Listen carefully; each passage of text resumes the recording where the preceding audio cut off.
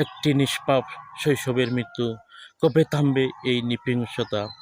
৭-৮ বছরের ছোট মেয়েটি শুধু বেড়াতে গিয়েছিল বড় বোনের বাসায়।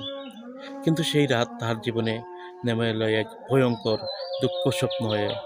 বিশ্বাস, নিরাপত্তা সব কিছু ভেঙে চুরমার করে দিল এক নরপিশাচ।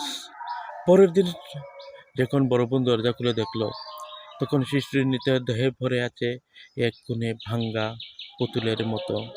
মুখ ফ্যাকাশে, চোখে নিভে আসা প্রদীপের আলো ব্যথায় কাতরাচ্ছিল সে। কিন্তু চারপাশের সমাজ ছিল নিস্তব্ধতা।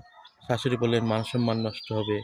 আর একবার প্রমাণ হলো, এই সমাজ দর্শকের বিচার নিয়ে নয়, বরং লুকানোর খেলা নিয়ে ব্যস্ত। কিন্তু আমি কি করব? চুপ থাকবো? আজ এই নিষ্পাপ শিশুটি, কাল আমাদের বোন, আমাদের সন্তান। এই ভয়ঙ্কর বর্বরতার বিচার চাই।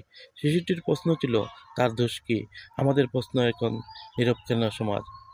একদিন গত হয়ে গেল।